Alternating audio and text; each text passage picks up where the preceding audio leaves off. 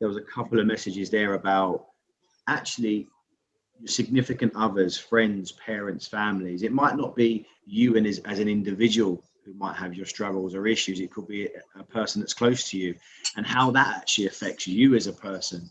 And that kind of brings me on to my next point.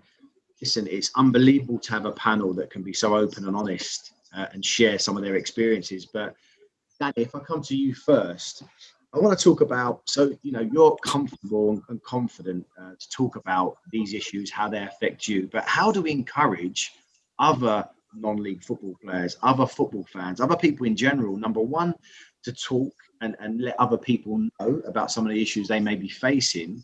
And then as an additional question to that is talking enough?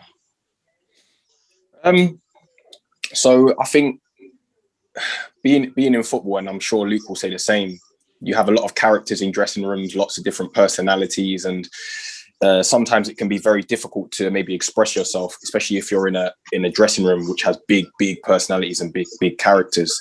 And I suppose from my point of view, that's where I've seen the detriments of some of the players' mental health.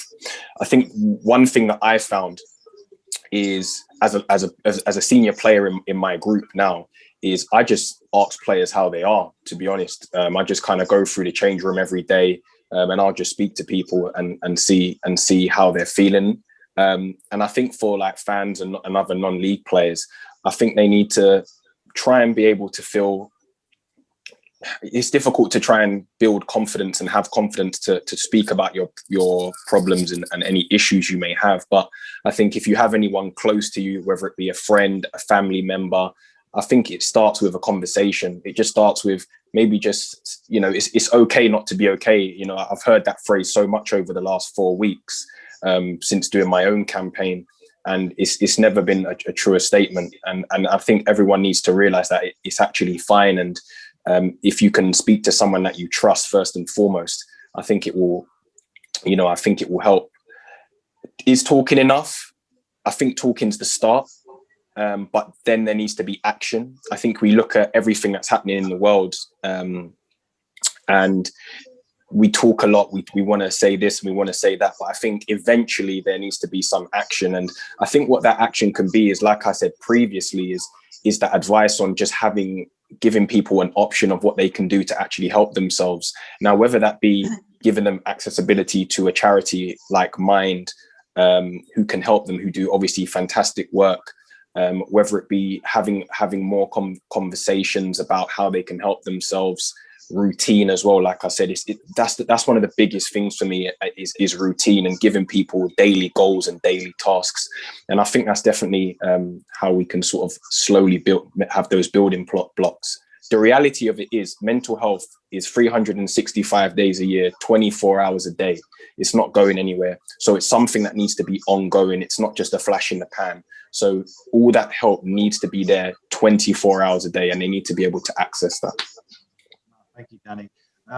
Luke, just to bring you in, I read a story in a newspaper about some of the issues you faced. And again, we're talking about encouraging people to open up and talk. When I read that, I was empowered by it myself, because here's a player I know, I look up to, and he's speaking so openly about his life, his career.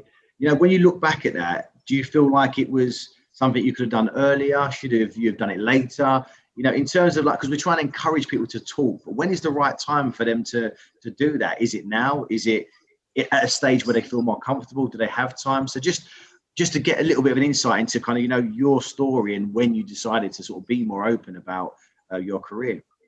Yeah, brilliant question. I think I'll get asked the question a lot of what sort of advice would the Luke Chadwick now give Luke at 19, 20 years old? And of course that advice would be talk about your problems, let people know how you're feeling. But at the same time, even if I was given the advice then, I wouldn't have taken it because of the boy that I was, because I weren't confident enough. I would never have shared my problems. I think Anwar, Danny, you'll agree, in football at times you're sort of in that bubble as a footballer, probably from the ages when we started playing at 9, 10 years old, you were recognised as a talented football player, and that just carried on into a professional player, and then you're in the bubble of football. And I never me personally, never learned about myself. I didn't know why I was feeling that way, because all it ever was football. I didn't have the emotional intelligence to understand why I felt the way I felt, because people were saying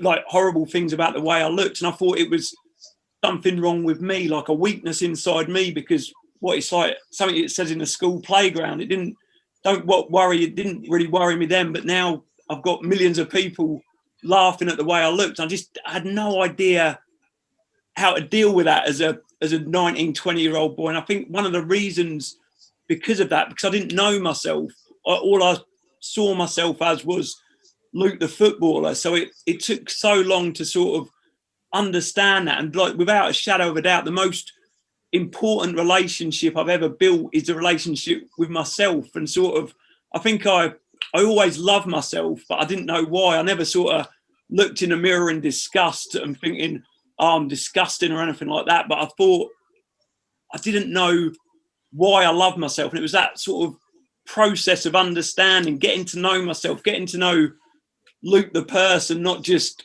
Luke the football player and whatnot. So it was a long, drawn out process of understanding myself, understanding why I felt a certain way about a certain thing. And it's probably a process that still goes on now, because we're forever learning about ourselves. But it's that relationship of keep making that relationship stronger and stronger. I think the more you can love yourself, it gives you that ability to love those closest to you on a much deeper level, as it were. So that's probably, I mean, I'm not upset or feel sorry for myself about what happened to me, because we're all on a journey, aren't we? That was my journey. Gemma's had her journey, Danny's had his, you've had yours, and we're all on that journey and sort of understanding and learning more as we go on. So it's I wouldn't change anything on my journey, despite challenging times, because I think it has helped sort of shape and mold me into the people that we've become today. No, I mean, it's an unbelievable answer. I mean, I look back at my career, and growing up, I was probably the only British Asian I ever come across playing in the football environment. And, I heard a lot of racist terminology. A lot of people told me I won't make it, it's not going to work. And while growing up, I almost was continually preparing to fail. I was like, well, it's not going to happen. It's not going to happen. But in a crazy way, when you prepare to fail, the fear of failure just disappears.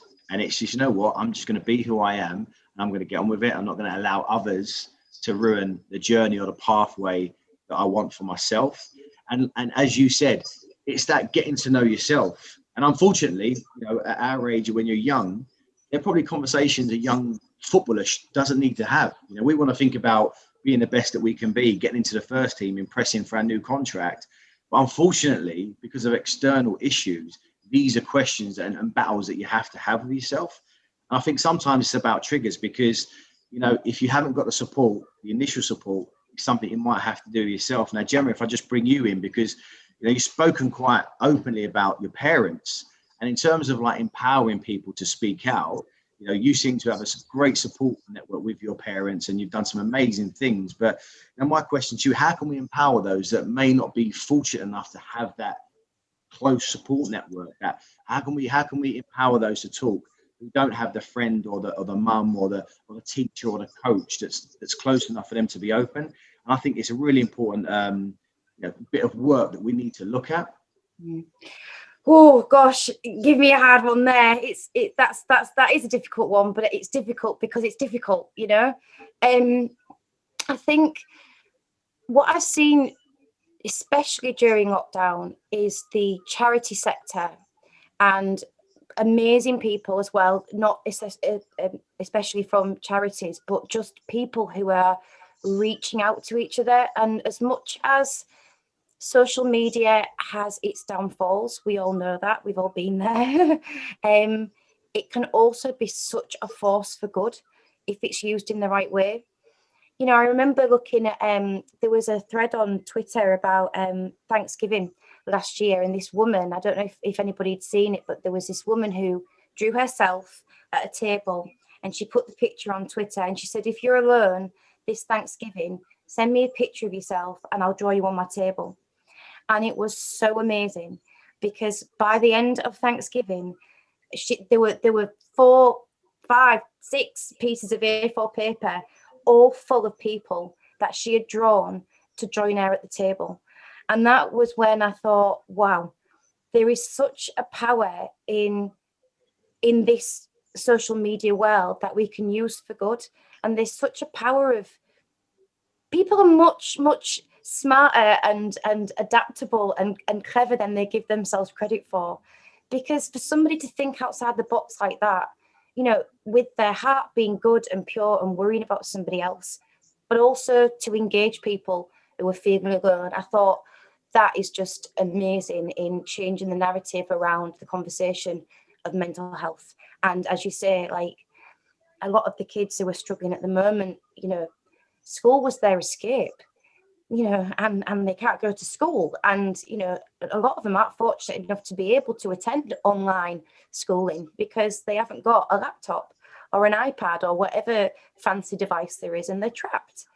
But I think now they're seeing, whether it be in when they can go out and meet friends in the park when it's allowed, or whether it be that they can go on their phone and look at Twitter, there are so many people who are saying, if you're feeling like this, you're not alone, please reach out. And I think that's, amongst all of the sadness and the struggle and the rubbish we've all been through, like, how amazing is that? In 2021, we're finally getting to a point where, as we've all been talking about, people are starting to understand that it's okay to not be okay, but understand that mental health needs to be as addressed as physical health. I think I've been very fortunate, but just to give some insight, and I hope Mum don't have a go at me. I can't see her on my screen, but I know she's watching with Dad. You know, it wasn't all like shiny and rosy while we were going through our 13 years of, you know, moments. Let's say, you know, there was many a World War III that was happening in my kitchen around dinner time. Let me tell you, you know, we didn't get it right. We weren't perfect. We didn't know all the tools and, you know, what to say and what not to say. But we learned together through our experience, and now we use that to help families. And I would suggest that not even just affected by eating disorders, any carer and sufferer dynamic of any mental health, or, you know, whichever way somebody's expressing their pain shows itself, how to be able to come together and start talking to each other as human beings. And I think that's something that myself and we at SEED are really, really passionate about. It's about talking to the person as the person and not forgetting who that person is. And just to explain, eating disorders especially, but any mental health illness, they're such clever and manipulative segments of the mind, shall we say, and they make you forget who you are as a person. So what we at SEED always encourage is to reach out and remember, if somebody's struggling, the person is struggling, not the eating disorder, not the OCD, not the self-harming, not the person. So to remember and connect with them as a person is so key, I think, to accelerating the conversation as well. Thank you, Gemma. Hayley, the work that mine do is so significant in helping others. Just to come to you around that same question in terms of empowering people, our network, football fans, people that we see every day, just empowering them to have that discussion, to maybe ask a question, to speak to their support network about their struggles. And for those that don't have that support network, and, you know, many of us don't, there's not people that have, you know, the perfect family unit or the perfect set of friends that they can go to and feel comfortable going to. So it's how do we on this call sort of take some advice to sort of encourage people to be able to talk. You know, that's the magic we're all after. Yeah, I think we're doing it. This tonight is part of it. You are almost creating your own social movement through hashtag Terrace Talk. To have these conversations is about everyone, educating themselves about mental health. You're here today. I've seen lots of you are training, some of you counsellors on there. There's lots of conversations going on in the chat around people who've obviously been sort of increasing their mental health literacy to start with. It's then about creating the right environment for people to be able to talk and feel comfortable, and create the scene if people want to. And I think this is one of the challenges, because we see, a lot, and we are saying talk to someone you trust, a friend, a family member, a charity, or a medical professional. But I think we also need to really recognise that some people may not want to talk as well, and it's about them finding the right person at the right time for them, so that we don't pressurise people.